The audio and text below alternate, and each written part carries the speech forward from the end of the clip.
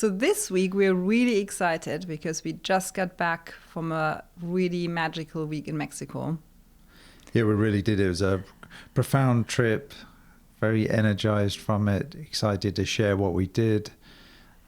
We spent some quality time together. We did lots of relaxing on the beach. And yeah, it really was a magical time away. I mean, we should maybe elaborate. We didn't just go for a week pure beach vacation. We actually attended 4 days at the Wanderlust retreat in Playa del Carmen. Had a really cool eco boutique resort called Palmaia, House of Aïa.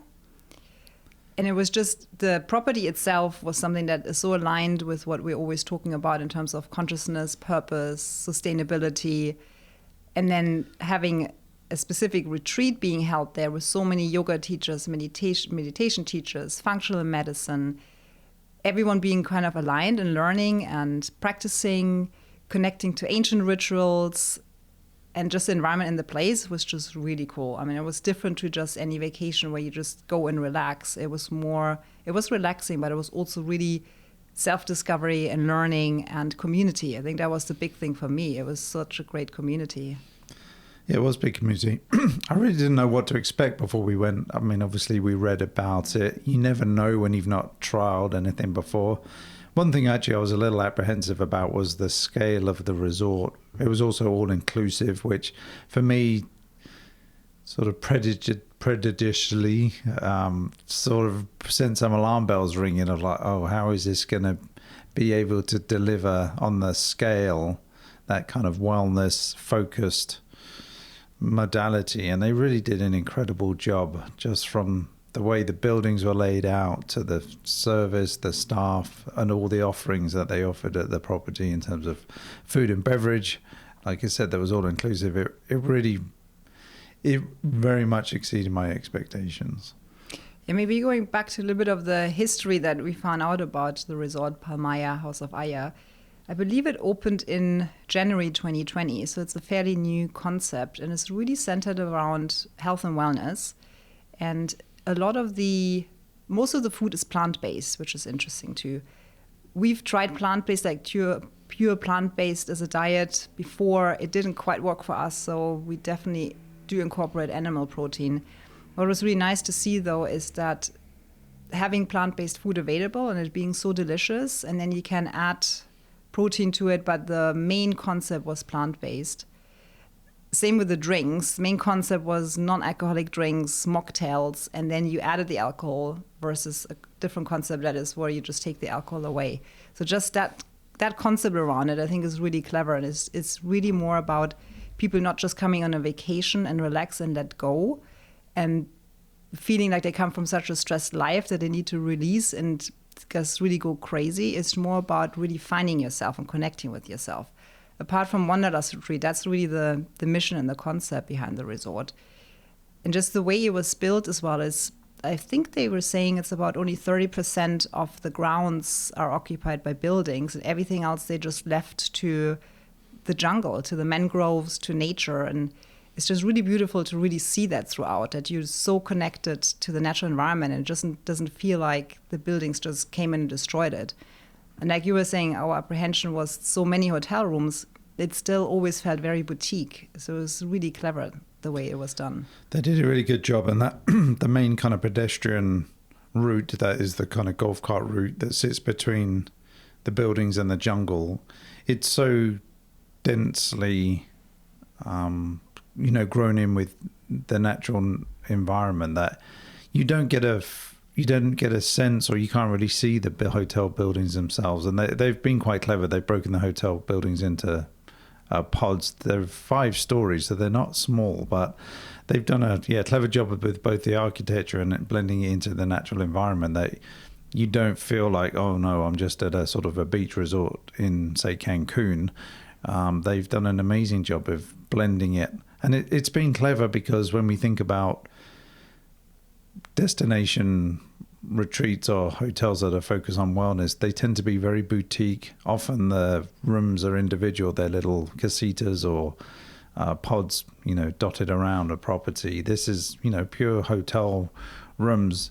And then What's nice is that they're exterior loaded corridors, so you traverse up the building. All the corridors are external, and then you go into the room from the backside, which is the jungle side. And then when you enter the room, you then get expansive views of the beach and the Caribbean Sea, which again was just magical. So it's a really nice balance of interacting with the jungle and then getting those expansive sea views.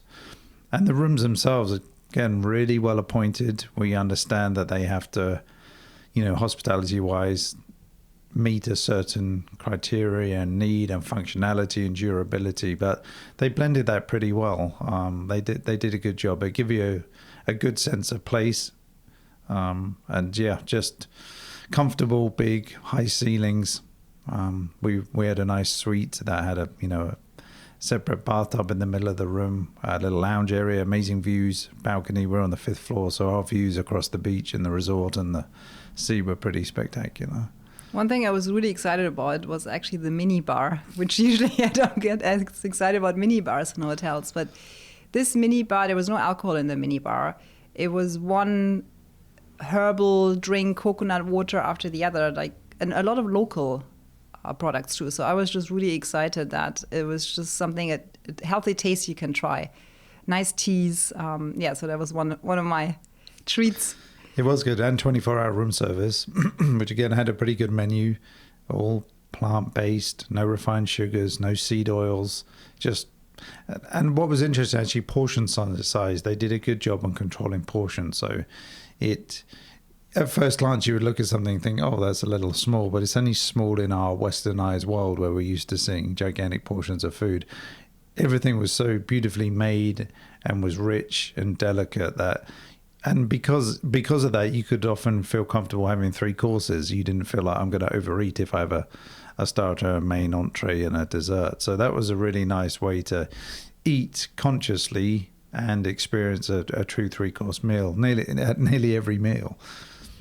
Yeah, the other thing I was reading is that Palmaia, House of Aïa, is actually one of the first carbon neutral resorts in the world. So I think that was an interesting thing too. And they're completely plastic bottle free.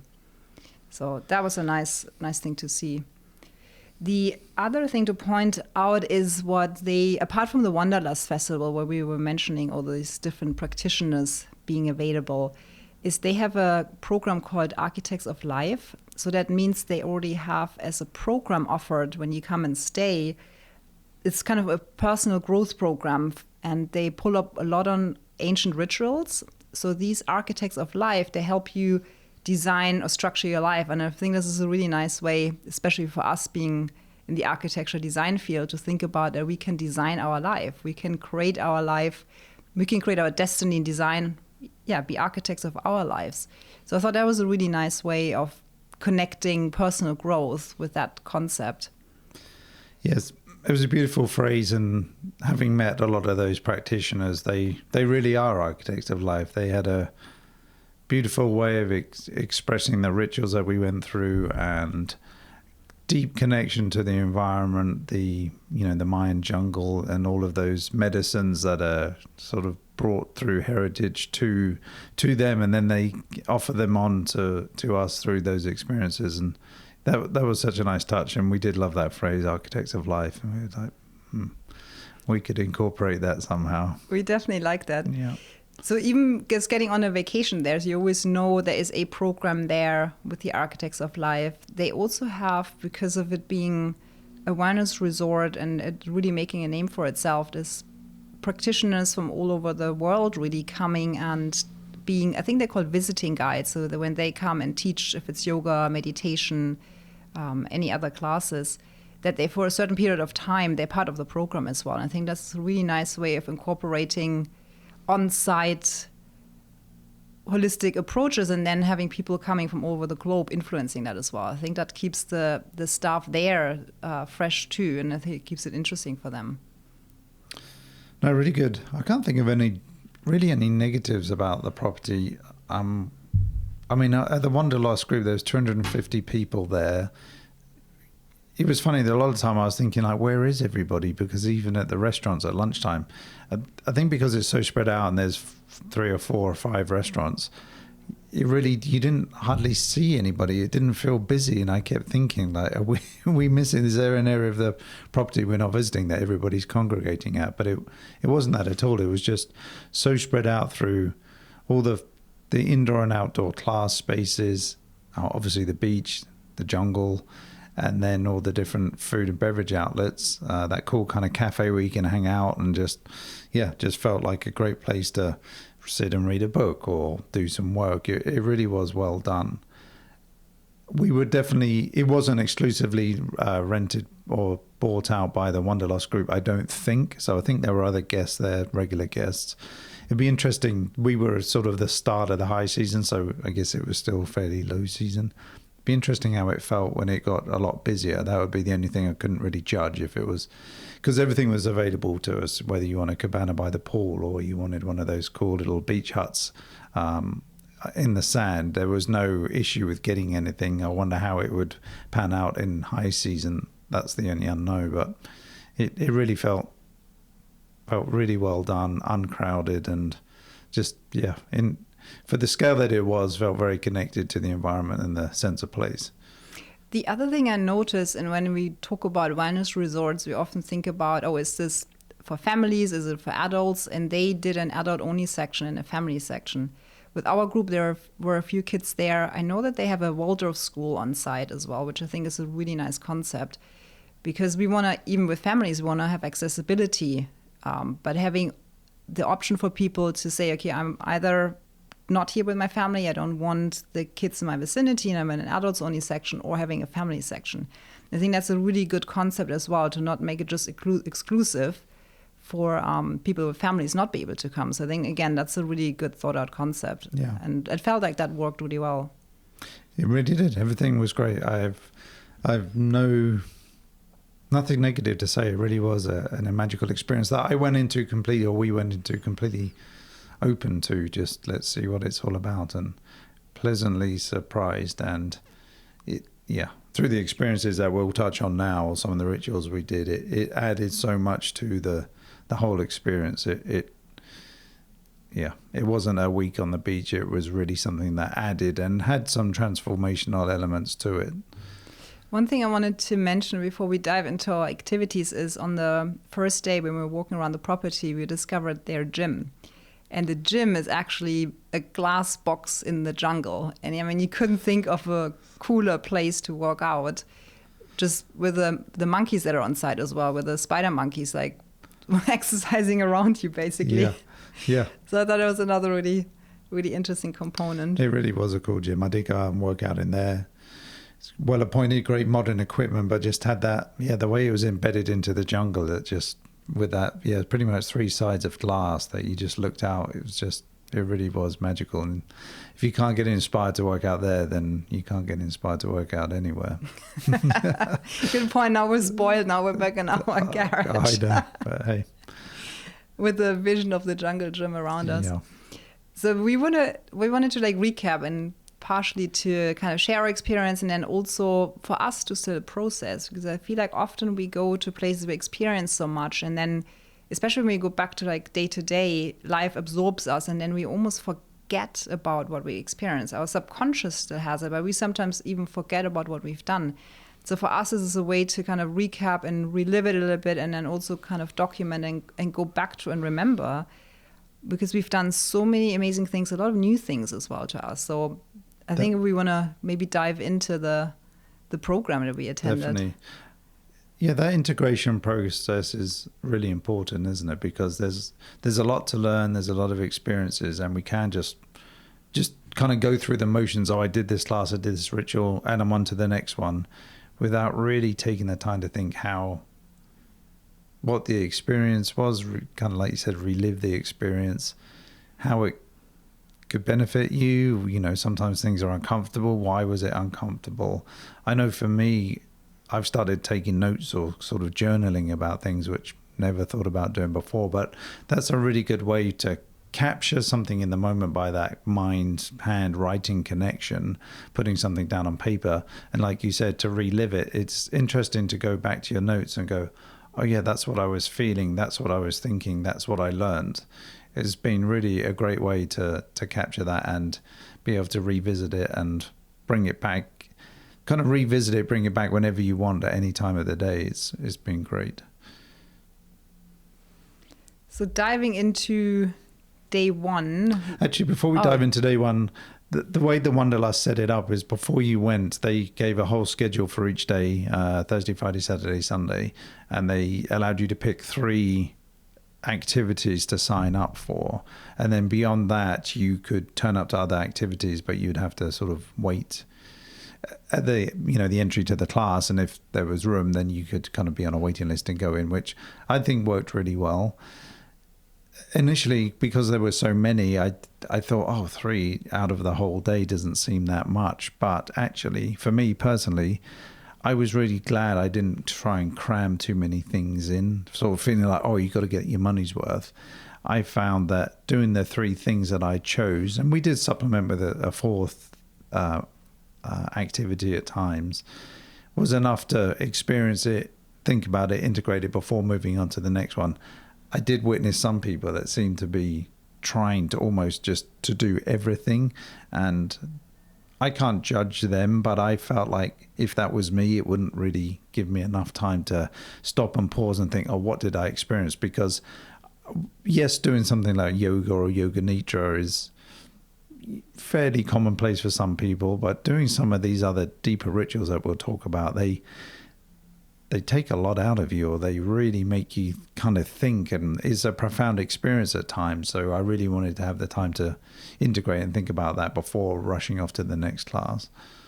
Yeah, I think that's a really good point, to make sure that you don't do too much, because and I think we've learned that a little bit more than any other time before, is the integration and processing time.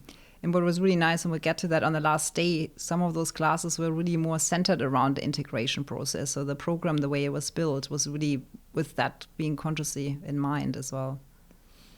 So I think what we'll do is we'll go through we won't go through everything in tons of detail, but just sort of touch on some of the activities we did each day and some of the things we learned and what we felt worked well, what was transformational, what kind of our takeaways. Yeah, really our takeaways, yeah. So day one, we started day one with a meditation, and the meditation was called Rooted with Mother Nature. And the lady leading it, her name was Aurora Forteza, and she is actually one of the architects of life at Palmaia, House of Aïa. So she's one of the practitioners that you get to meet when you stay at the resort. And she's a holistic guide, yoga, meditation teacher, and she focuses on traditional Mayan healings. What was really a big thing for me was, we know by now, I think, if everyone listened to all the episodes, how much I love meditation. The setting was just really beautiful. It was this tensile tent really close to the ocean. You sat in the tent and you heard and saw the ocean. You saw the jungle around it, you had the jungle noises around it. So settling in, and especially on the first day of a retreat like that, doing a meditation that is around rooting yourself in nature was such a good way to start and to really arrive and consciously arrive and forget about a lot of the other things that are in your head, having just come from a very different place, having come from work the day before, kind of stresses, and just really connect with your breath and then listen to nature. And for me, that takeaway was to really understand, even coming back now, is that our breath can really take us out of the stress we're in, can take us, and for me now, because I have that association with that beautiful place, it takes me back to the connection to nature. Now thinking about taking a meditation out in nature, and just more the meditation being that you focus on nature and hear and almost smell and feel your surrounding. That's a really, really nice way of connecting. Yeah, it was a beautiful setting. It was completely open-sided tent, so we were sat on a deck. Like Anissa said, it was sort of half in the beach jungle, half views of the ocean.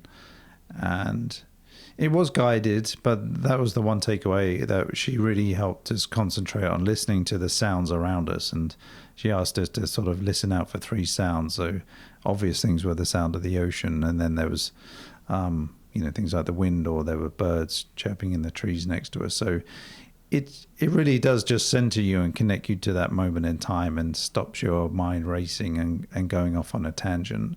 And it was beautiful. We did I think for the majority of the time it was a seated meditation. And at the end, she offered us the opportunity to lie down for the last sort of 10 minutes. And for me, it's that point where I always go to that yoga nidra phase where you're in between sort of sleep and consciousness. And it's a very interesting space that I find I can go to very quickly now, having meditated more or started to learn the techniques, or my body's got used to it. It's like, oh yeah, I enjoy that. Let's go there quickly, not thinking about how to get there or trying to force it too much. So yeah, it was a perfect start to the week and set the intention.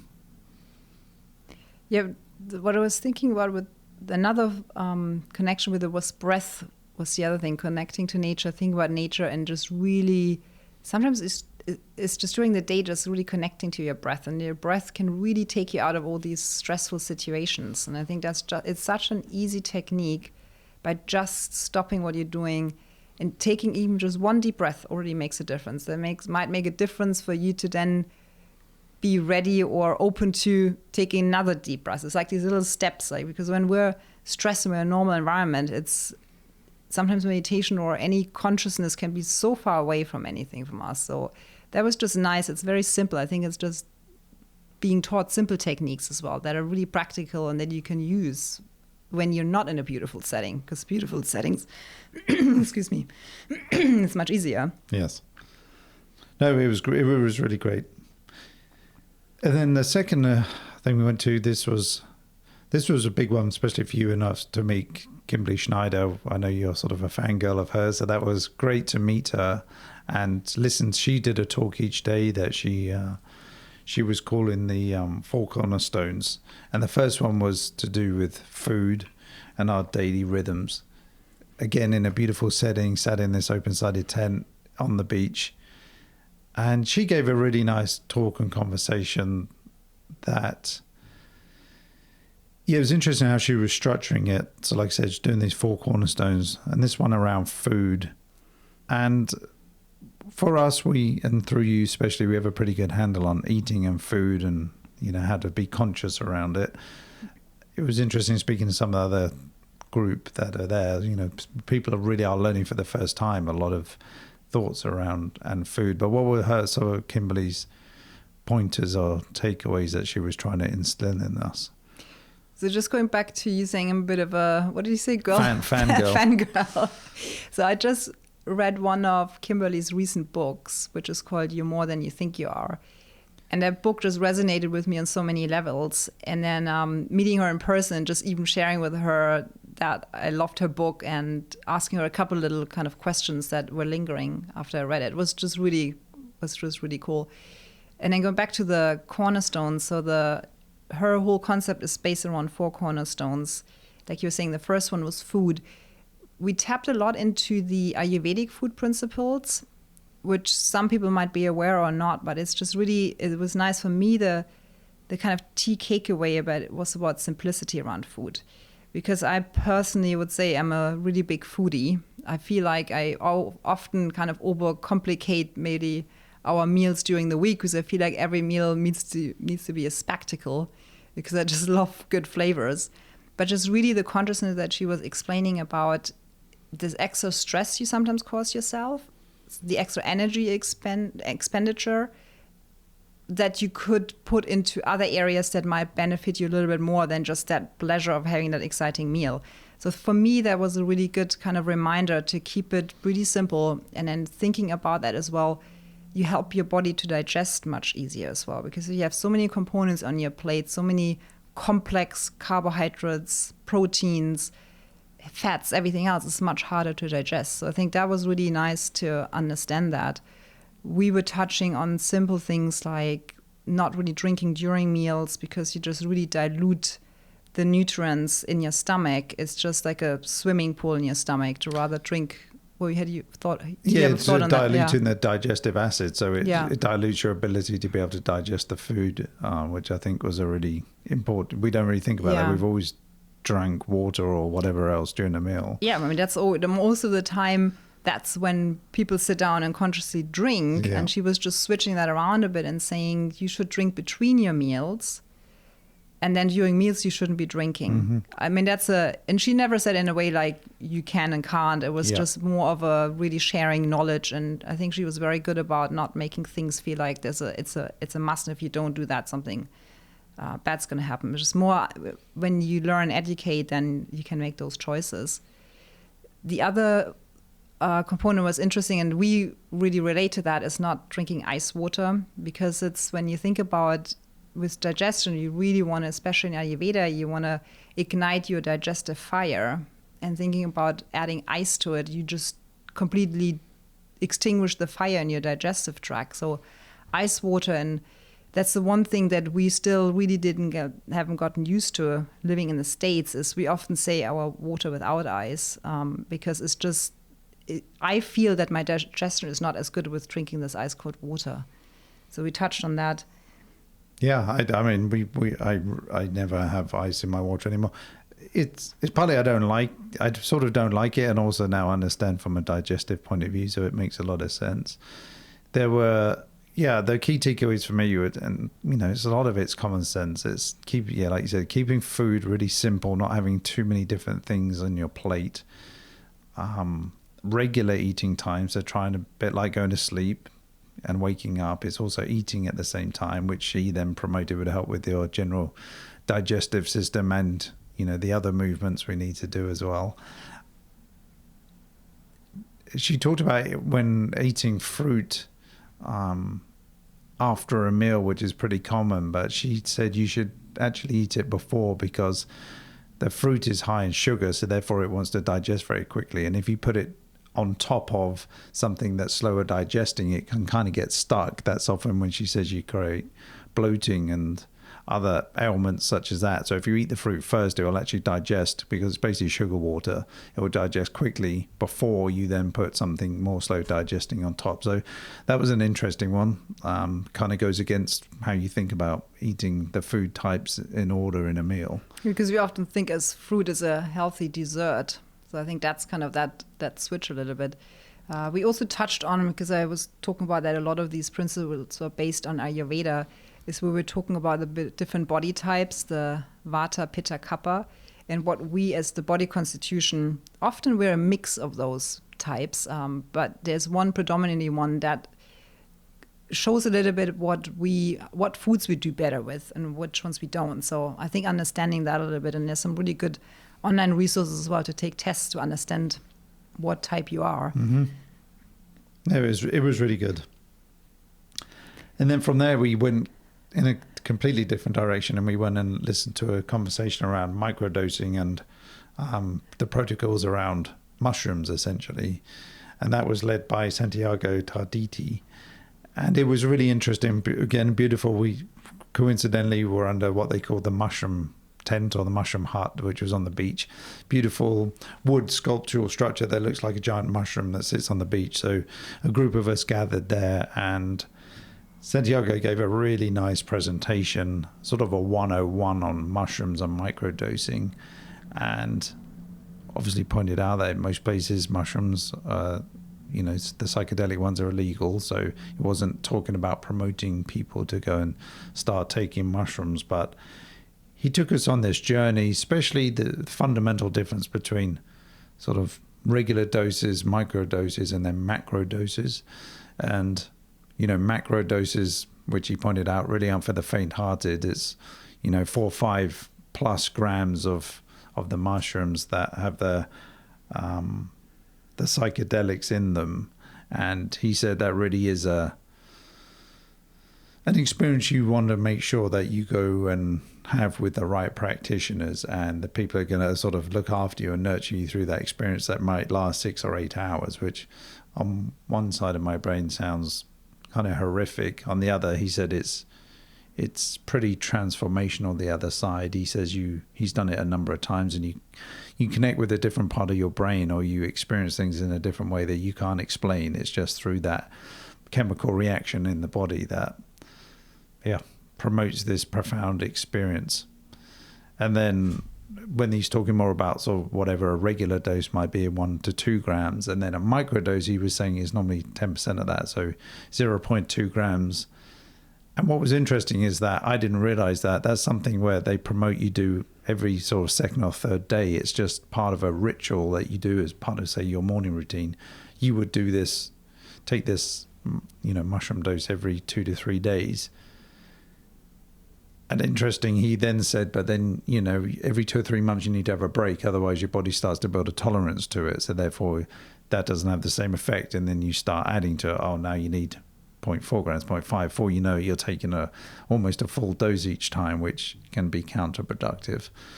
I don't know if you really grasped what the benefits were or how it can really help you doing this regular microdosing. Yeah, I was trying to catch on to that, where the way you were describing it as well is really that it was about it being a ritual, really connecting to some of the ancient history of it as well. It was not just about going out to party and having a good time. It was not about that at all. I think he was mentioning a lot of people with anxieties, chronic illnesses. I feel like it's a lot often, and especially the microdosing over a long period of time is used to more like a medicine to alleviate some of those illnesses that people are dealing with. He was talking about what was interesting was it sort of opens your heart and mind and gets rid of the ego, which I thought was interesting. So there's definitely sort of more of a spiritual connection to that. So I don't know how it works. He talked about the psilocybins connecting to the serotonin receptors in the brain.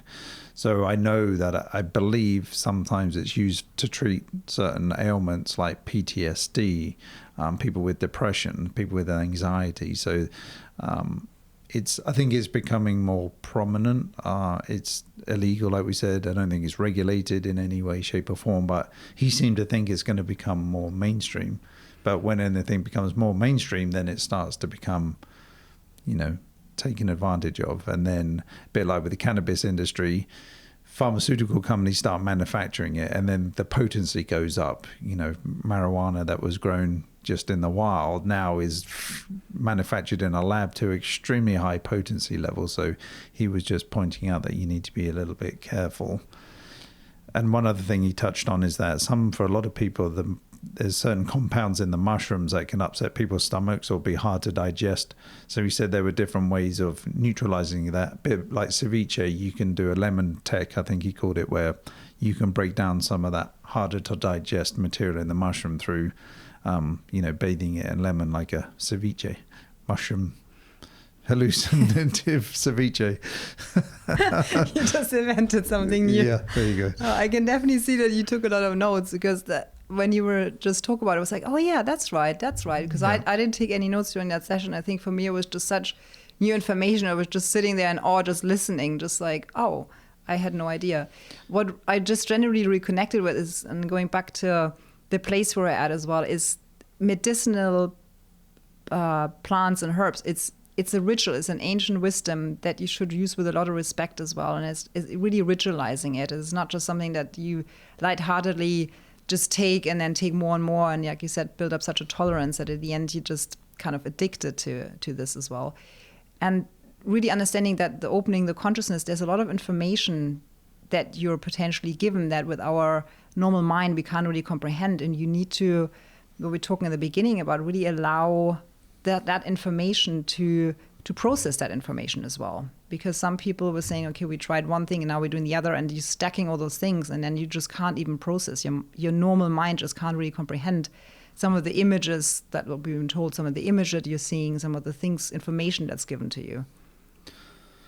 Yeah, that's a really good point. The practitioners, whatever they were talking about, they refer to everything as medicine, whereas sometimes in our world, we refer to things as, recreational drugs or, something that's going to give you some sort of pleasure, whereas for them, it's very, like you said, it's connected to their ancestry and it's highly respected. And they, like I said, whether it's something that's going to have an impact on your mind and body, like a drug, like a mushroom, or it's a herb, it's still for them, or cacao, to them, it's just medicine. I love the way that they describe everything as medicine.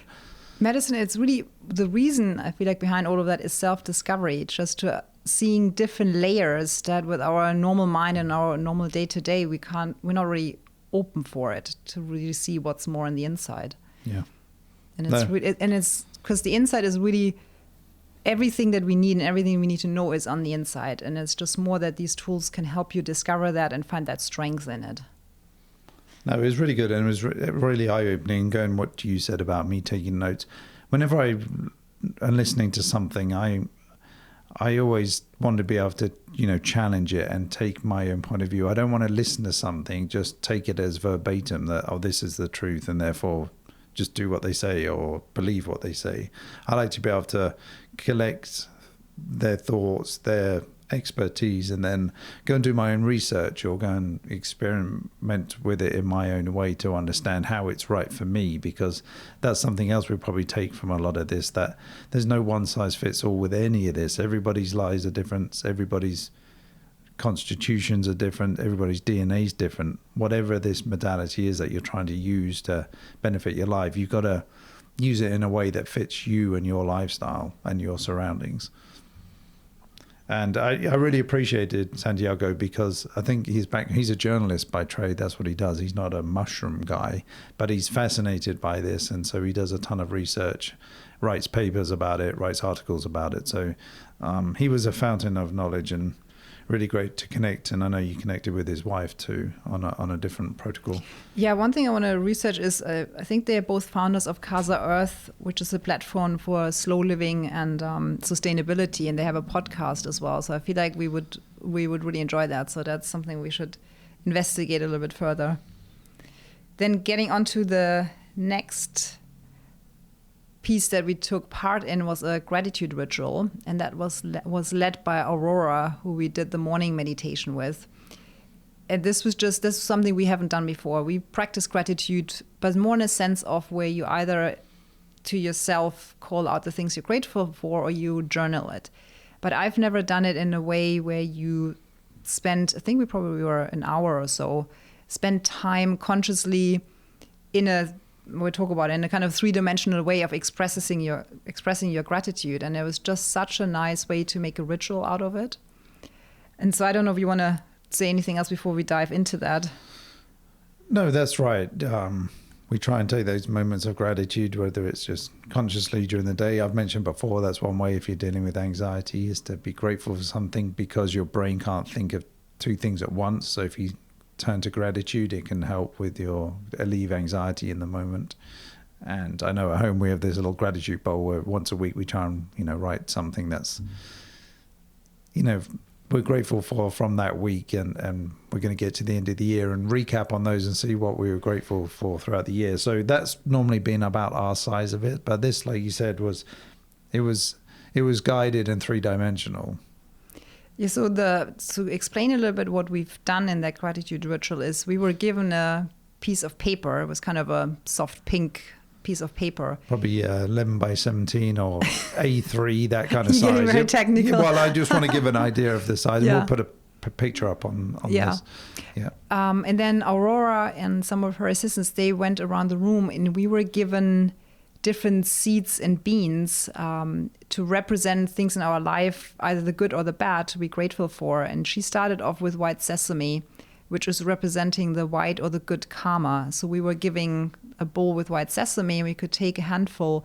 And then she said to create something on that page, she said a mandala, but it didn't have to mean it had to be a round piece of whatever art. But it was just more touching the sesame with your finger. You were kind of like manipulating it on the page. You were drawing something with that sesame, connecting with thinking about the good things in your life, the good karma, the white light energy. Then the next one that she's brought around. Yeah, there was the black sesame, wasn't it? So that almost represented not kind of bad karma, but things that may you see as negative in your life. But she said it was important to recognize those, because we all have got to where we are, whatever has happened in our lives. So it was important to recognize that has been part of our journey. So we interlaced that into our mandalas however we chose to. Yeah, and for me, the nice thing was really to see the kind of fusion with the black and the white together, to kind of all see this is all part of life and it's all important. It's important to come together and to accept and appreciate both. And when you sometimes, in your head, it's a very abstract idea, but when you see that in front of you with seeds coming together, it's something that you can connect with and just say, no, it feels harmonious. It's not, as the good and the bad together actually create harmony, and that creates the balance. And one without the other, you couldn't really enjoy the good things in life if sometimes times weren't hard, because then you have no thing to compare it to. No. The next piece we were given was corn kernels, dried corn, and dried beans. And this was just really generally representing the abundance in our life. I think she was more connecting it even with the things we have. It was more kind of the materialistic things even. And you were kind of placing with each corn and bean you were placing, you were thinking about the abundance. And because we have so much in our life and we sometimes don't stop enough and think about it. But it was just really like consciously placing that into your piece of art and really recognizing the abundance we have. Yeah, it was great. And yeah, you do start to think deeply and pause for a moment and think, oh yeah, what are all those things that I'm genuinely appreciative for, which I don't think we do, many of us, on a day-to-day level. We're always, either complaining about things that aren't going well or chasing something in the future, and just taking that moment to really connect with, placing those pieces of corn and what it's represented in our lives that we're grateful for it was magical. The next bowl that went round was dried cacao beans. Cacao, we mentioned before and we'll kind of mention again, has a really big place in the Mayan tradition. So the cacao was for the helpful people in our life and the people that we love and that love us back. So we were placing the cacao beans into our piece of art, just really thinking about the people in our life. Yeah. Again, that pause, that moment is a bit like when you talk about the Chinese metaphysics or the Bazi. It's those noble men, isn't it, as they describe them in that part of the world, is the same thing. It's all those people that have helped us get to where we are, and actually when we think about people that we don't yet know that are going to help us in the future, I think that was important to... I think you're right, because it was the gratitude for the things we have, but also that is to come. I think that's the thing with gratitude, is the abundance that's to come, is to call that into, is to really connect with that. And then the last piece, and I think it was really nice. At this point, we've kind of created a artwork, and looking left and right, everyone had something different. Yeah. There was different shapes, and that's the beauty, because it was really like putting you on paper in a different way than just drawing in this case. And then we were adding so we had this kind of piece of art, we were adding she called it the spice of life. So we were adding cinnamon and flowers were the last element. Do you remember the flowers being for anything different? Because I thought the cinnamon was like adding the spice and I think it was like adding the spice of life to it. It was spice, maybe beauty, through the flowers. And it was just a nice way to finish it off. And talking about the shapes, I know when we put a picture of yours, yours was like perfectly centered on your page. I started mine in one corner, and it was interesting because as I developed mine actually went off the page and onto the floor, and I kind of went outside. I colored outside the lines, as we would say as a kid, but actually it represented me in a way, because I was like, I don't want to be constrained by that page. It's like how I think of things a little bit. I want to be able to just be free and not say I have to fit within this box. So it was kind of interesting how mine developed. Well, you were abundantly thinking about expanding your That's right. radius. Yeah. And then at the end, the idea was that we then took them, folded everything into the middle into almost like a little paper tamale, and it was going to be something that would give us an offering, which was really nice. And then coincidentally, that on the property, somebody had pointed out that it was we walked past every day, but there was this little set of steps that went down into an underground cave, and there was a little altar there next to a mini cenote with a candle on it, and they talked about it was a place to give an offering back to the jungle or the place in a way. So we thought for us that was perfect. So we folded our little gratitude tamales up and went and placed them. Gratitude tamales. I like the words you're inventing today. And then went and put them on the altar. So that was a really nice moment to connect back to that experience, and then this place that we were experiencing it in. Yeah, getting back to that last moment where everyone had these beautiful creations in front of them, there was really one other important teaching, which is the acceptance of impermanence. Because Aurora was saying, actually the idea was to see this beautiful thing in front of you and to let go and fold it all up and have it all kind of come together again, and it was gone. It's just to accept that things don't last forever, and sometimes it's good and sometimes it's bad. We want things to last forever if they're good. But she was saying, I know we live in this world now of not just being mental pictures being enough, that we need to actually take pictures. So she allowed everyone a moment of taking a picture. Of course, I rushed to my phone to get a picture. Now that I think back, sometimes I feel like maybe it's even stronger. The teaching is a bit stronger when you actually don't take that picture and you do just keep it in your mind. So I feel like the next time I would do something like that, I probably would sustain from taking the actual picture and just really living with that memory and that thought, and really the acceptance of impermanence, of saying, I've created something beautiful, something meaningful. But it's also to say nothing lasts forever, ultimately, and accepting that we just have to let go, even of the most beautiful things. So then wrapping up the package and letting it go. So that was a good teaching for me, really. It was. So this was in terms of the things we did, that was our day one. So this was all day one. We finished day with a beautiful dinner. Actually, we met Margaret, who we'd coincidentally met for the first time at the Global Wellness Summit in Miami a few weeks before. So pure coincidence, she was there with her cousin, Robin. So we had a beautiful meal with those two that evening. And went to bed content, slept with the door open, listening to the ocean all night and the wind coming through. It was just a perfect first day. It was.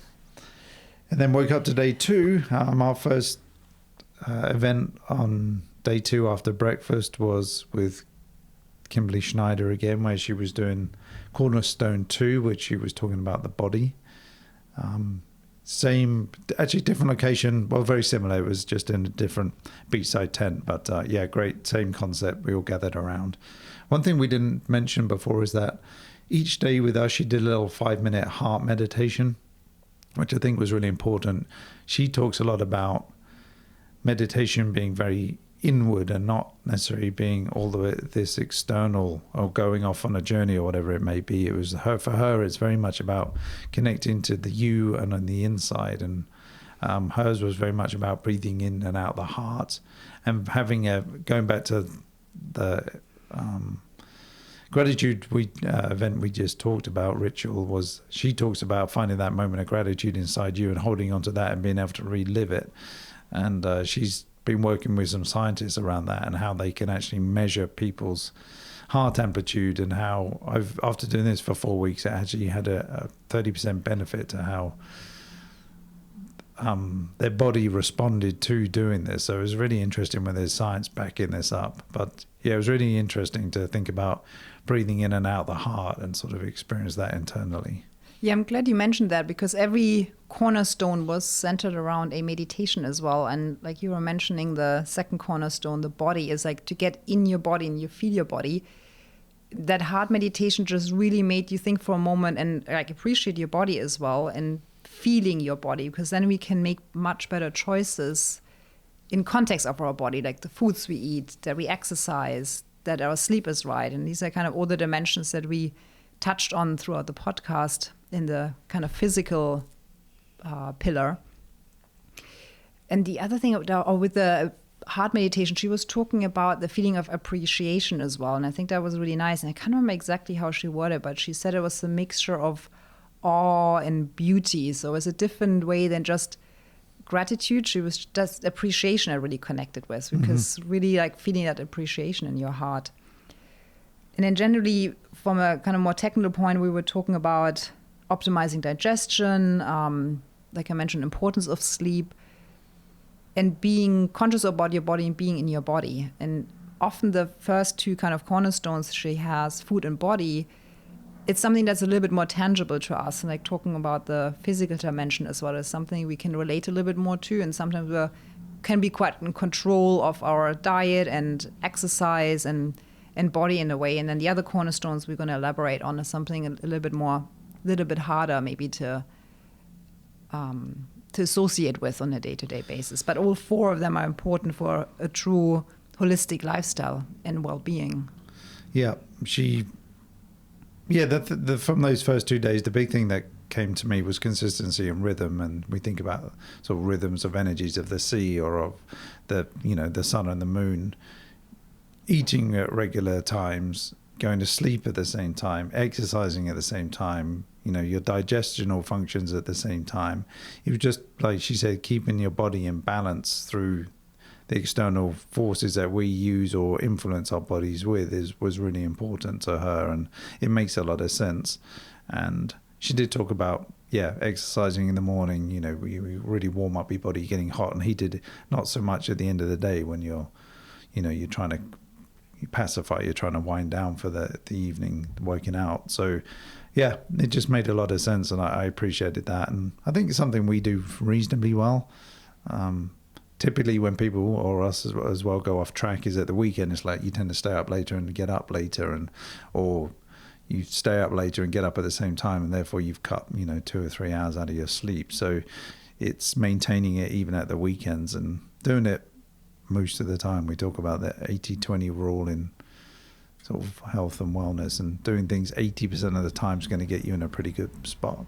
Yeah, it's a good point you mentioned, because we've heard it a lot before, that it's really good to keep your schedule throughout the weekend and not see the weekend as that kind of release point. And it's not easy, but to really keep your rhythms in there and just stay in a routine is much better for your body than having these spikes. I think especially when it comes to food, often it's it's the weekend. We kind of allow ourselves more to drink or eat, and it's just often we're really kind of destroying a little bit in those 2 days, the 5 days that we've done something really good. So it's a good reminder. That was good. It was a good conversation. We enjoyed that.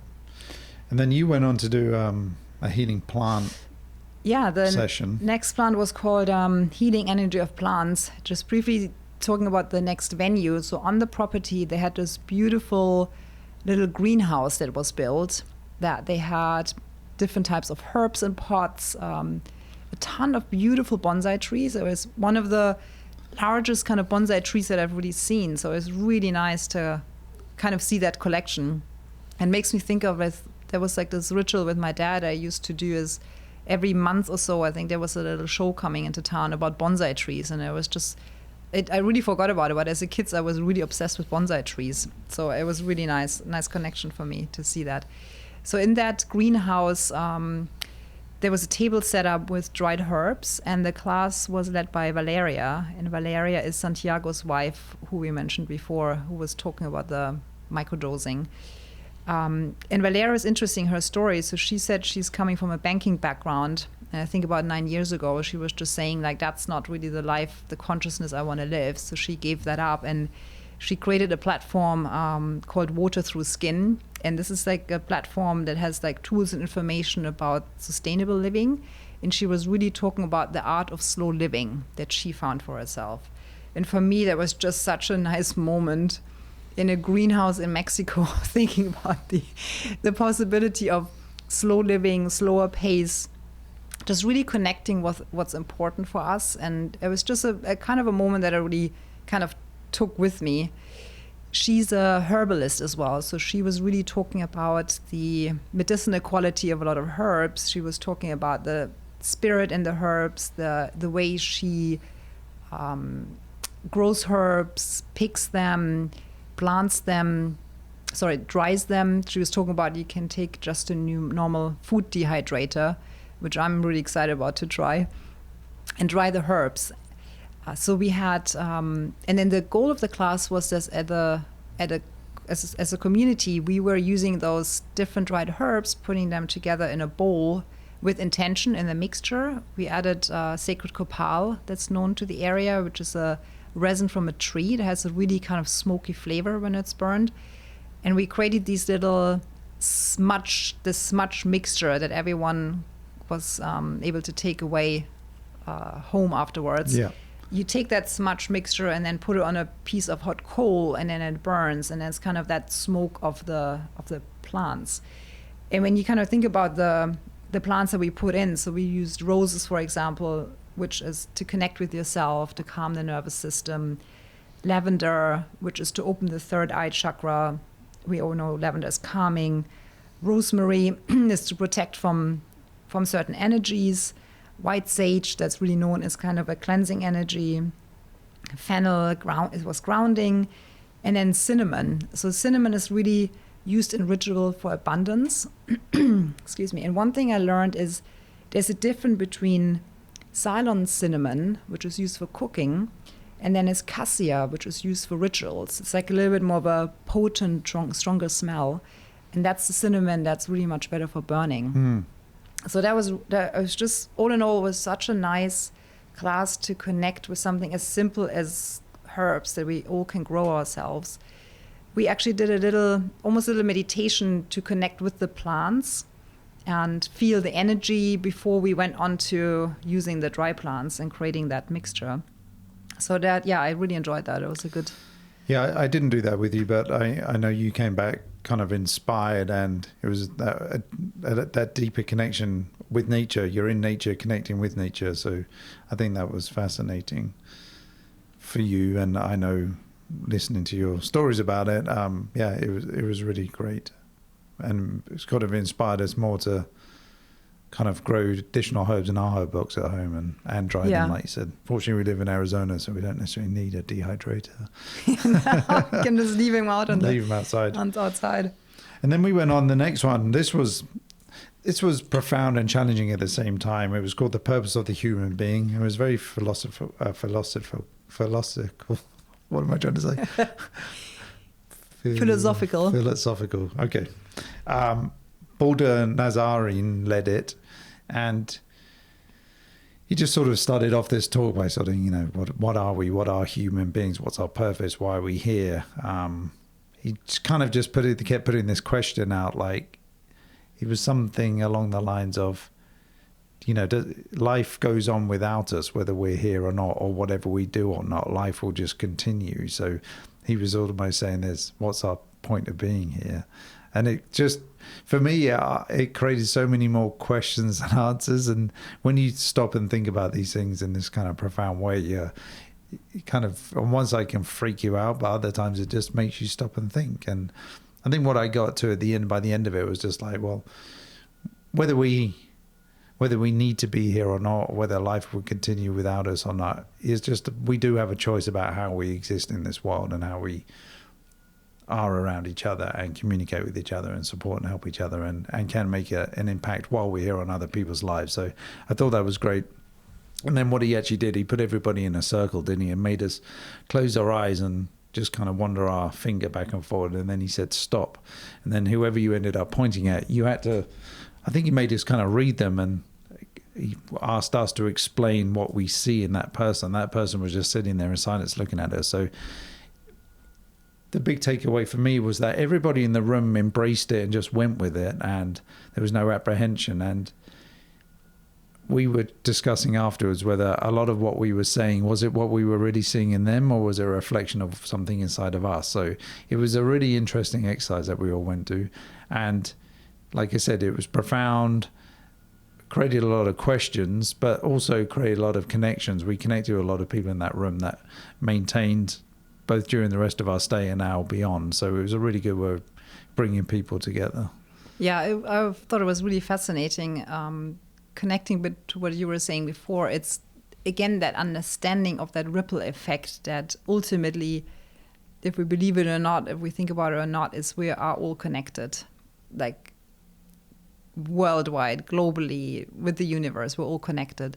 So whatever we're doing, it has such a ripple effect. And we spoke about that before as well. So our thoughts, our actions, it matters. It matters to more than just us. It matters to more than just the person in front of us. It's got a much bigger impact. So just remembering that, I think, on a day-to-day basis is a good thing. No, it really is.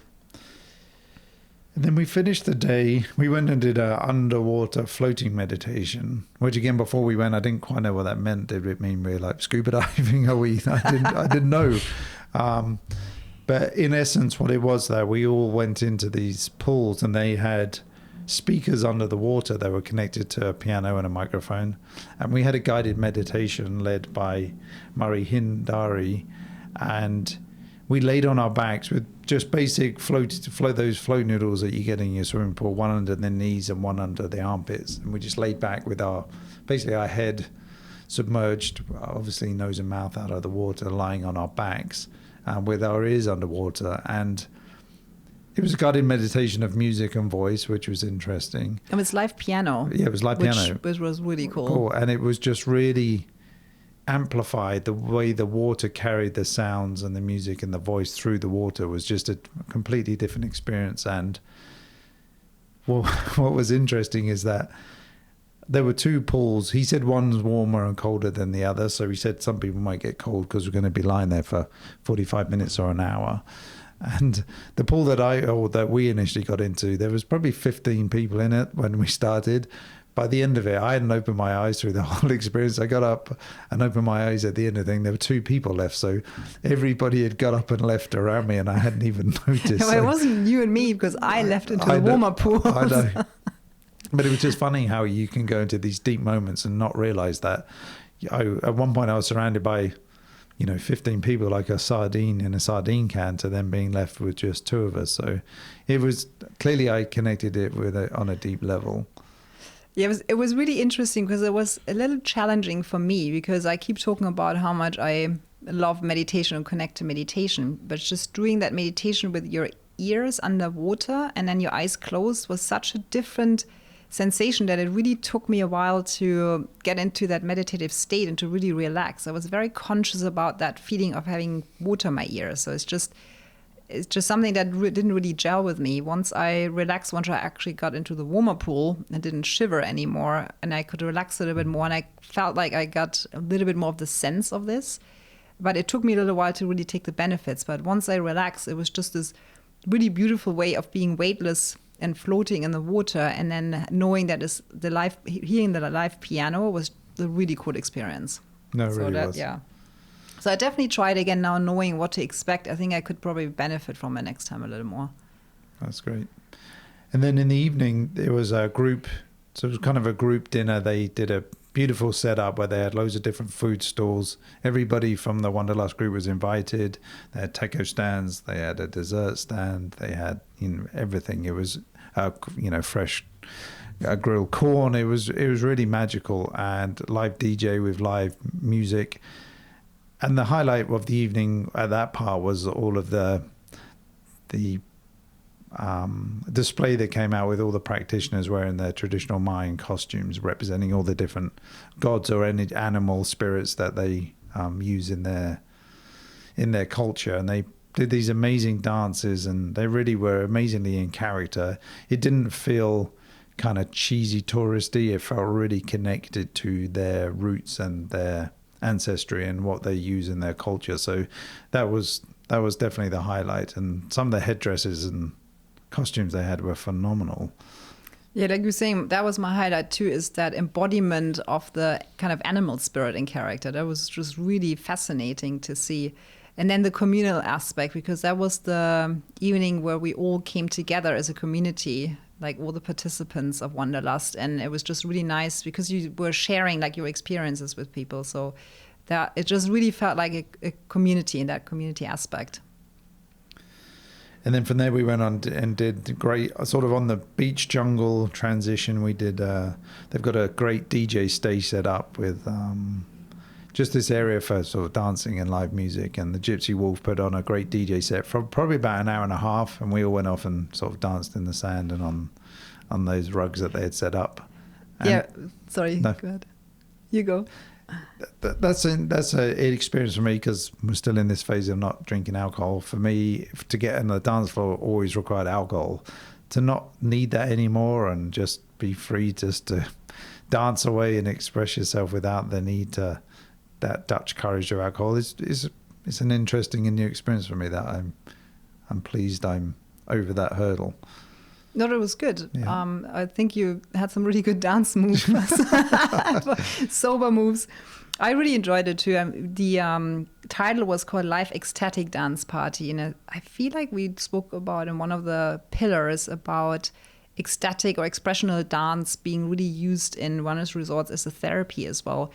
And music is really known as a therapy. To me, dance really is a therapy. And when we think about the ancient kind of rituals, like every culture has a ritual of dance as part of their tradition, and it moves energies. It has such a power. And what was interesting as well, what we kind of call DJ, he was called actually the Gypsy Wolf, and his description is conscious experience creator. And it's interesting because it's just the way he puts the music together is just really a way where you move your body differently, you think or don't think, and it's just really creating an experience in it itself than just I'm going out on the dance floor dancing to one of the DJ songs. So I think that was just really nice. I was researching afterwards a little bit, and he actually created something called Sundance and Moondance, and it's one of the really prominent platforms on ecstatic dance. So that's going to be something else I want to research a little bit into afterwards. No, it was great. It was, perfect weather, perfect temperature, just a great group of people. And it was a nice way to cap off day 2. And went back to the room content and fulfilled and very happy and excited about day 3. Yeah, so day 2 was the halfway point. Yeah. Now when I think about it and go through all of this, and we said we didn't cram too much, but what we've done was already a lot. It was a lot, So it's just really a lot of different experiences. So day 3, I started off with a yoga class, and the really interesting for me, apart from the yoga, which was led by Olga, which was beautiful, is the location. There was this platform that was built in the middle of the jungle. And like I mentioned before, Palma, House of Aïa, the concept was really about not destroying landscape, the jungle. So the platform was built around any single tree that was already in that environment. So every tree poked through the platform. And it wasn't about, someone might take someone's mat space away, or you can't stretch your leg in yoga when you do it there. It had such a power that you were respecting nature, and it was built in nature, with nature, for nature. So there was such a different experience just being in a plank room. So I really enjoy that. And it's just you had the jungle, the palm trees. In some classes, I didn't experience this, but some people were reporting they had the monkeys juggling around them during the class. No, it's cool. So that was just really cool setting. Yeah, actually, I went for breakfast during that time, and part of it was because I was deeply trying to dive into the book that I was reading, which was The Diary of the CEO by Stephen Bartlett, which is his 33 rules of business and life. And I really wanted to capture that. That was kind of my in-between as well, between the classes, was taking the time to read that and absorb that during that trip. I really wanted to get through the book and complete it on that trip. So I was taking those times in between classes to read a lot of that. So that was a great moment of sort of pause for me around breakfast. And then we went off and did Cornerstone 3 with Kimberly Snyder, which was around emotional well-being. Great talk. Yeah, so that was her third cornerstone. So it's kind of broadly around community, mental health, self-reflection and journaling, and stress management.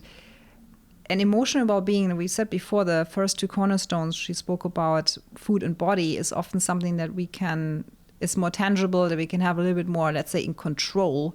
But our emotional well-being sometimes can be all over the place. And if that's the case, it doesn't matter how good you eat and if you exercise, because that can throw off everything. What was interesting, what she was saying, and I heard it before, but it was nice to hear, is she explained emotions are energy in motion. And that's just a nice way to connect with it, because sometimes when you have a certain emotion rising up and you think about it, wow, that is actually just energy in motion. It's nothing worse than that. It's just something that I can let flow through me. And I don't want to say control. Control is not quite the right way when it comes to emotions, but it's just knowing that is something that doesn't just have to completely take over. It's just an energy that's moving. The other thing she was talking about is the negative effect of anger. And she was saying she did like research on that, and she said 5 minutes of anger can shift our hormones afterwards for 6 hours. When you think about that, you're easily angry for 5 minutes if something upsets you. In 6 hours, your hormones are all over the place. And I mean, think about eating well, exercising, being in a good state. When our hormones, male or female, we all know what it means when our hormones are off balance. 6 hours for 5 minutes. I'd rather not be angry for 5 minutes. Yeah. So I thought it's just nice sometimes with a kind of scientific way of explaining things to, bring that to mind. Yeah, it's that ripple effect is how it's going to affect you for the rest of the day. It's how it's going to affect those around you. Then when it affects those around you, how does it affect those around them? It's just this ongoing ripple that can... We talked about it in one of our pillars around emotional well-being, that ripple effect of you getting, say, angry driving to work, honking, a bit of road rage. It then affects that person that you let that on. That then they might take that out on somebody else. And before you know it, your moment of anger or rage is then create this ripple effect through the day that, you got no idea what that's led to or what impact it could have on the environment around you. So, yeah, just being conscious of that is important, really important. I mean, she also mentioned that 2 minutes of irritation throws off 1,500 biochemicals in your body. And when you think about that, it disrupts your immune system, it just disrupts your endocrine system. So again, 2 minutes irritation, even easier done than 5 minutes of anger. Yeah. And then when I try and evaluate, when you say 5 minutes and 6 hours affects your hormones or these biochemical releases, sometimes you can get things like, what does that really mean? And that is the science. And it can get a bit kind of too much out there. If I try and think about putting that back just to real life, all that comes back to me is just having a consciousness myself around my emotions and my anger and just trying to be mindful of that and the impact it can have on myself and others around me. It was a good talk and so important, because when we think about emotional well-being and tie it back to, like you said, physical or the body or the sleep, how it can disrupt that. And then we may see somebody who's in perfect physical shape and we think they've got everything together, but actually their obsession with being in perfect physical shape might actually be an emotional unbalance. It's actually an obsession for them, and it's not very well maintained in balance in their life. So it's so important to deal with your emotional well-being to get everything else in check too. And one good question, I think, in the audience that came up too, because we often talk about what do we do when these emotions arise, and we all know that we don't want to just push them away or push them down, because ultimately they come up eventually.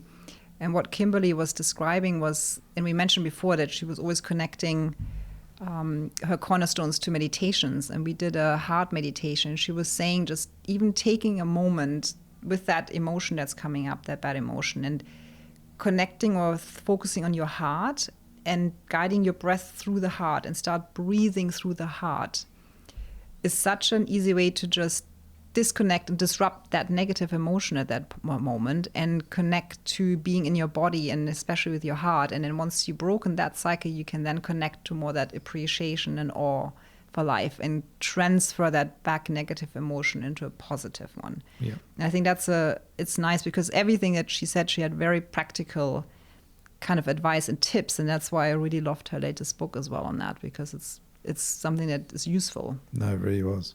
Really was. It was a great discussion.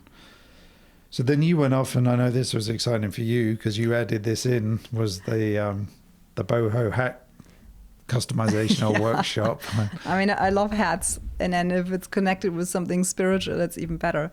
So this is a class I wasn't really aware of, so I kind of slid myself in there, and it was led by Analia.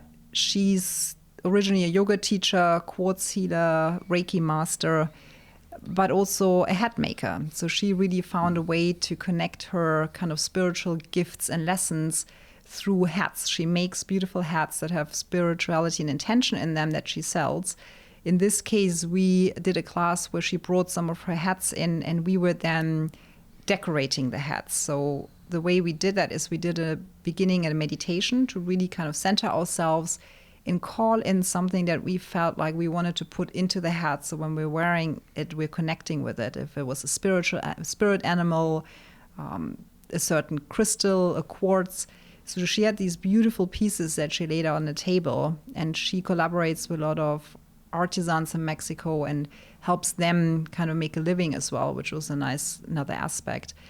And it wasn't about getting everything that's on the table possibly on your hat. It wasn't about consumption. It wasn't about wanting everything. It was more about connecting with what is the message, what is it, what I need that I add to the hat as a memory. And it was more of a symbol than a material kind of purchase in a way, which I think was really interesting. And after we did the meditation, we then reached for, I think mine had a snake and a mother of pearl on it and a beautiful feather. And this is like really a kind of a takeaway and a token for me to remind myself of the event, of that particular hat making class, of connecting with my kind of spirit animal as well. And it was just really nice to do that in a little community. Yeah. It was a great combination of something I love, fashion and hats, and then just a more conscious thought around it. Yeah, it was right up the street. And you created a beautiful hat and made a great connection with the practitioner. So it was marvelous. Then to finish the day, we went and did what was one of the highlights for me was the cacao ceremony. Again, on one of those beautiful yoga decks in the middle of the jungle. Great community of people. It was led by Veronica Ocampo, who was one of the architects of life there. I really connected with her. I felt like she had a deep connection to her ancestry, the traditional medicines that they use throughout their culture. There were two musicians with her that were singing, playing drums and the guitar. And she just led this beautiful ceremony around cacao. We've done cacao ceremonies before. This environment elevated that to a whole new level.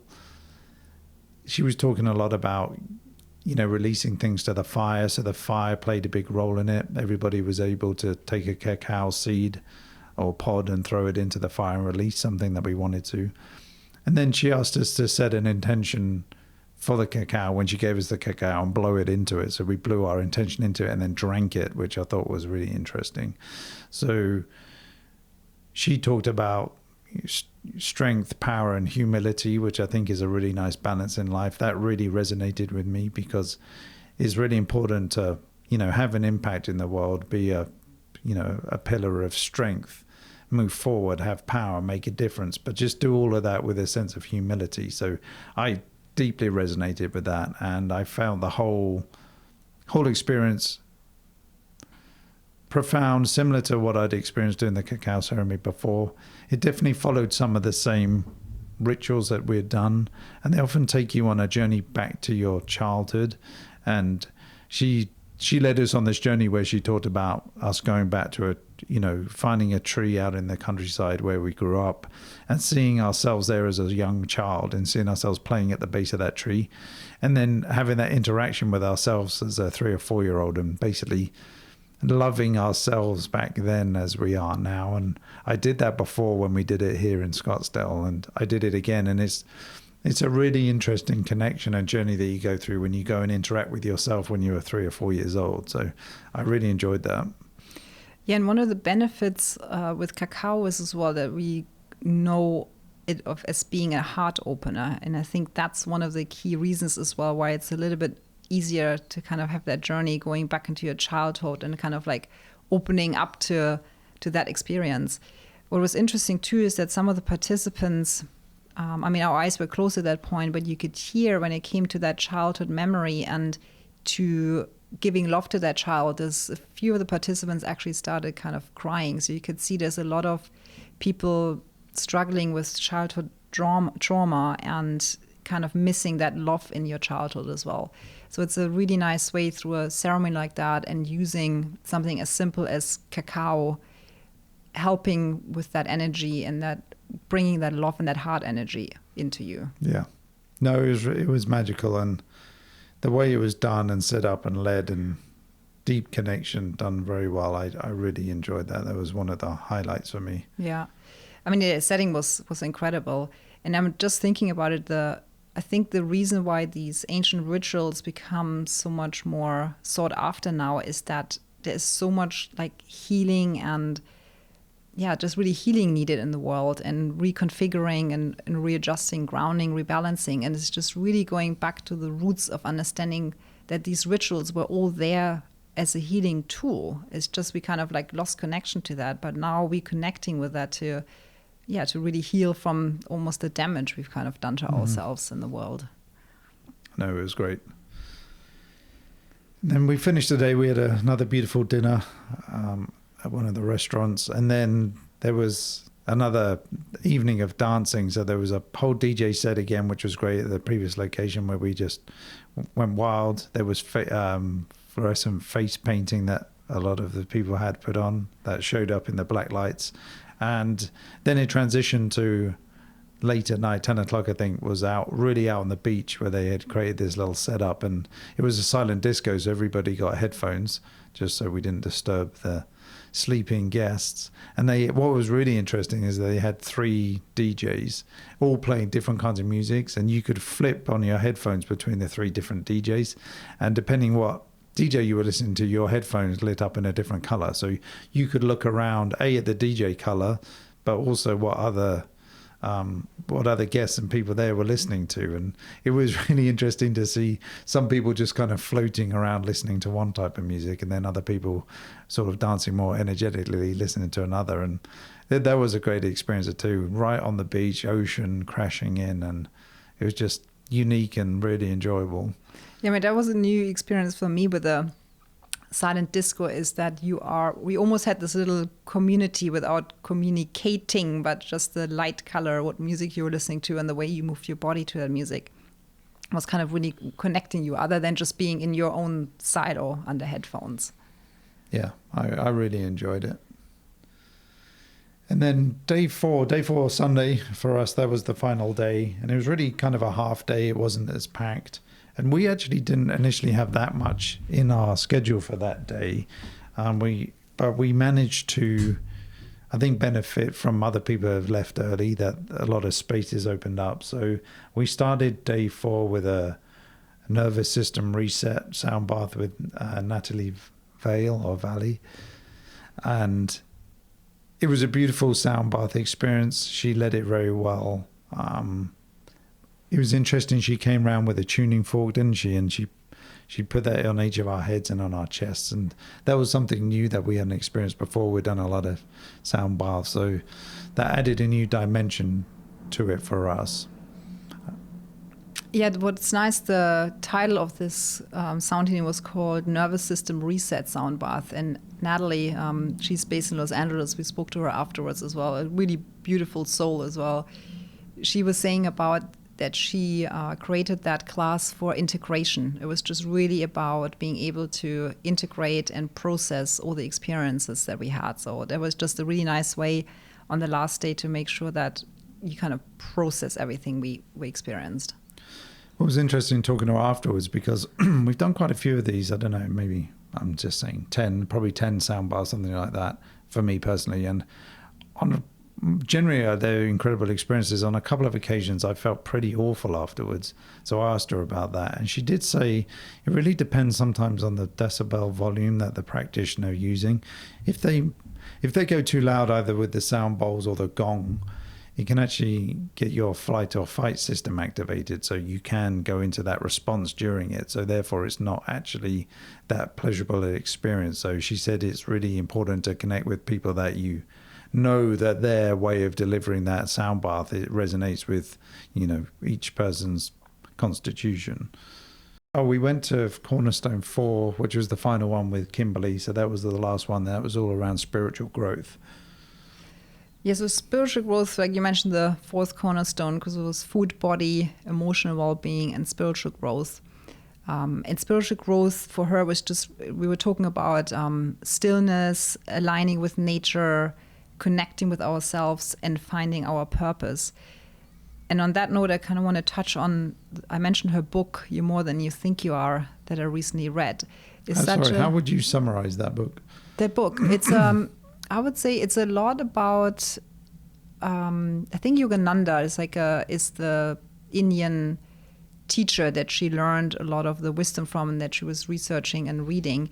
It's I would say like a spiritual, practical self-help book. It's really understanding a lot of the layers that we have, the beliefs and mindsets that we have that we need to kind of let go of to understand and discover our true self. And it's really about the inwards power. It's not looking for external things to help you along the journey. When we talk about all of those wellness experiences, often as we look too much on the outside for us to help us something. I think these modalities can help us to awaken something, but it really is more the turning inward. And she's talking about the power of meditation, of daily meditation. And she's talking about that ultimately in life, our purpose is really to be here to serve others. But it's finding your unique way and your unique purpose in doing that. And she's got a nice little kind of a couple of questions to journal on in her book, is to really understand what makes you unique. What's your unique way of doing it? What's your uniqueness you bring to that serving purpose? And I think that's just such a nice way, because when you connect with that, then no one else can do what you're doing, and you really bring it from your own essence. And that's when it really has power to help other people. So that for me, just connecting to your own true purpose and understanding your inner strength, that to me is really powerful. And like I was saying earlier with her talks and even in the book, it's very hands-on, it's very practical, and it makes so much sense that you kind of just want to implement it. I think that's the key, isn't it? Is making, we can read things and we can digest things, but it's really how is it relative to, you know, a group of people in their daily lives that, you know, we're not sitting in a beautiful resort in the middle of Mexico. We're dealing with the stresses of strains of, you know, traffic in LA, or picking the kids up from school, or somebody's sick. You know, it's really about how you integrate that in just normal, everyday, day-to-day life. And that's great to hear. So from there, and this is very interesting, like we said, on the last day, we did actually add more things in, but they weren't planned, but they seemed to, for me, to be perfect timing. Everything was just right on the last day. They all came together. We went with the Gypsy Wolf, we went on that liminal journey where we did this deep meditation where he took us.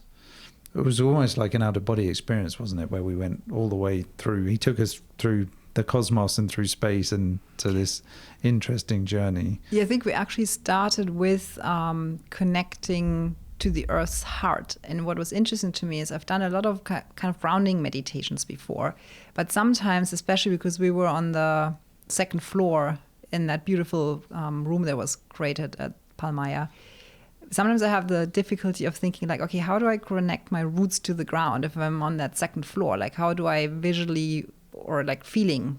But he literally went through the layers of the building, and he was talking about the floor we're going through, the concrete, the sand, the gravel, and then into the earth crust and all the layers, the underground rivers.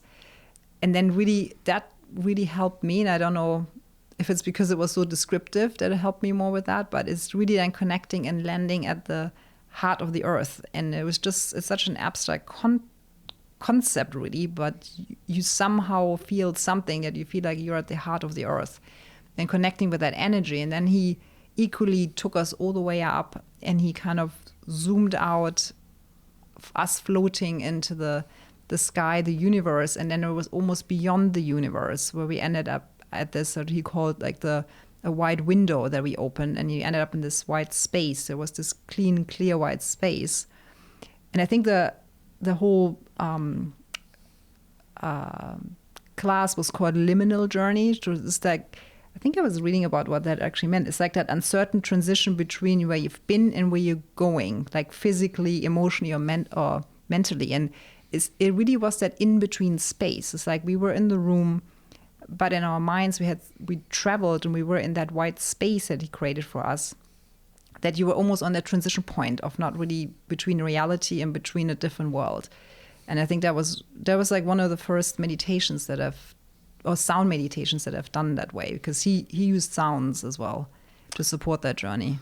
Yeah, it was really another kind of profound, wasn't it? It really was an interesting journey. And sometimes I think you can think about being sucked into the universe or out into the ether as being kind of unnerving, but it was actually enlightening, this kind of journey. We were flying around the universe and these planets, and it kind of sounds wacky on one level, but he somehow really managed to take us there through his words and the music, and it became very vivid. And then coming back down to earth, literally, it was really interesting experience, and one that I took a lot from. Yeah, I really enjoyed it. Yeah, the nice way how he was closing out the ceremony too is because it was his voice, his music, and he said to finish this as a community, he wanted our voice to be in it. So he kind of went around the room and everyone was saying one word that was just coming to you at that point. A lot of people had gratitude, and mine was connection. Mm-hmm. And it was just really, for me, I felt a lot of connection.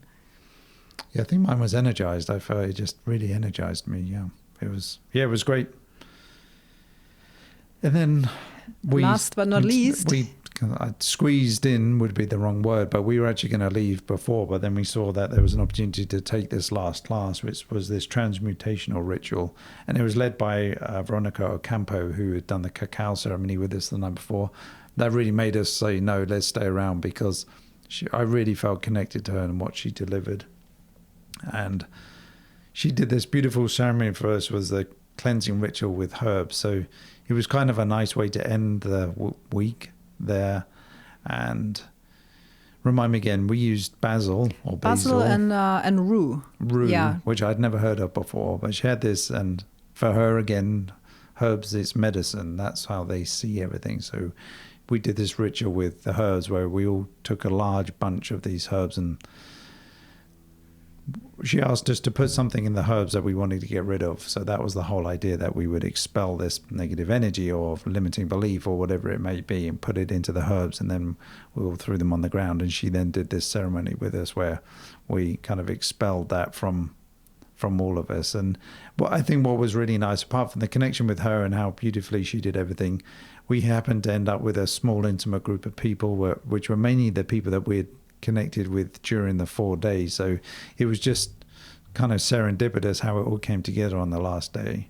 I'm trying to remember as well, because I think before we released the herbs, we tapped the herbs all over our body too. I think it was sort of releasing any sort of physical it was like a cleansing ailments. ritual, wasn't it? We went washed our body in these herbs basically, and then put one thing into them and then tossed them on the floor, and then she took them and did her magic. Yeah. I remember when she first gave us the herbs, I think she asked us to put them on our heart and connect with them. And what was really crazy for me is that, and I couldn't in the beginning decipher between my heartbeat or if I was feeling the heartbeat of the herbs, but I literally felt like there was a pulsation energy coming from the herbs. And I'm just going to take it that it was the heartbeat of the herbs, because I just rather connect with that idea. But it was really, just again, understanding the power of plant medicine as well, and the appreciation for plants. And there is another energy in there that is there to heal us too. Yeah, and a bit like the cacao ceremony, she took us on a journey where we would walk out in nature, wherever that may be, somewhere in our childhood, somewhere now, and then connect to a large tree. And it was a lot about our ancestors being there around the tree, but then also a spirit animal that we were connecting with. So that was really interesting to find that spirit animal. And then at the end of the class for us to go, she wanted everyone to go around and, talk about our experiences and what spirit animal we connected with and kind of share that experience. So that was cool as well. It was the perfect little bow on the end of the week. Yeah, it really was, because that was our last session. Yeah, and last at Wanderlust. When we think about our podcast, how we're trying to connect, the built environment to support people on their wellness journeys, this was the perfect environment for that. Obviously, it helps. It's a beautiful setting. It's fairly exclusive. It's on the Caribbean Sea in Mexico. You got amazing views. You're connected to the jungle. You're in a beautiful property. Amazing service. Great practitioners. Healthy foods. All inclusive. It ticks a lot of boxes, and that's for a lot of people. That's a once in a lifetime opportunity. Other people, they may do something like that once a year, maybe twice a year. But it can be profound if you go and take it in. Can be transformative if you absorb it. Take it in the right way, use it as a learning, skill set, tools, and embrace yourself to the environment. And then we talk about like, how do we then bring back that to our daily lives and building communities back in our hometowns or cities that can help continue and facilitate that journey. And then even in our own homes as well, what can we integrate into our homes that can allow us to continue some of those journeys? Yeah, and I think we really experience the power of ritual. And I think it's nothing more powerful to go to the place where the wisdom originates from and to really do it with a practitioner that has that ancient wisdom that's passed down through generations. There is definitely something we can take away from creating those rituals. And I rather want to say not routines and rituals, because I think rituals is more powerful into our daily life. What really sparked for me as well is in the profession we're doing with design is thinking about the structures. Sometimes they can be very simple, sometimes more complex, that can facilitate those experiences, those rituals. The one room that we did a lot of the sound meditations, for example, it was a very cleverly acoustically designed room. It was an indoor space. But that's definitely something that is a takeaway for us to think about when we provide spaces to hold these practices. And then for me, as a kind of designer creative, I really got excited about thinking about how can we take some of those aspects of rituals and design and create our rituals that we think might be really transformative and helpful to people, and take some of those elements. So I'm really excited about experimenting with some of those ideas. Yeah. And then create places and structures, and maybe thinking about the power of impermanence as well, is what structures do we create that just live for that time being, that are made out of very simple materials, reusing materials that are normally maybe a waste product, and creating something that is just there for that time to help someone transform, and then it just goes back to nature and goes back to where it came from. Yeah, and that's what's really intriguing and fascinating for us to go in these journeys, is that we experience the personal benefits of doing something amazing like that, but then it's full of inspiration to come back and integrate into our projects and deliver some of those modalities or ideas into a different setting or part of the world, or part of this country in the US, and how we can learn from some of those amazing things that work so well there that we can transform into projects that we're working on here. And then one other really big takeaway for me was, and I feel like there was the message throughout from the practitioners, is that any class we've done, any modality, any practice, it's all in the essence really about awakening your inner strength, like really connecting with yourself. All the journeys we've done is really connecting with us, with our bodies, with our heart, with kind of our spirit. Because ultimately, for transformation, it's all inside of us. None of the external world can help us truly transform. And all those modalities are more finding ourselves and connecting with us and really finding that inner power. And I think that's really powerful. And I think it's really important as well, because the more and more these rituals and wellness experience become popular, the more people are maybe drawn to experiencing all those things. But if you do that without that consciousness and without really finding your own inner energy, it can become another stress thing of something you feel you do, and you do so much that you just don't really think about it, and you don't do it with finding that inner strength in you, because ultimately we don't need anything on the outside, like nothing. It's in any situation, we have it on the inside, and it's learning how to tap into that. Yeah, I think that's a perfect summary, and really the best way to finish this episode is to let people chew on that and just really remember that, there are no magic pills out there. It's everything we need is within us. One more thing to mention, I'm extremely grateful that I got to experience all of this with you. Oh, yeah, me too. Yeah, it was it was really magical. So thank you. Thank you. See you next week. See you next week.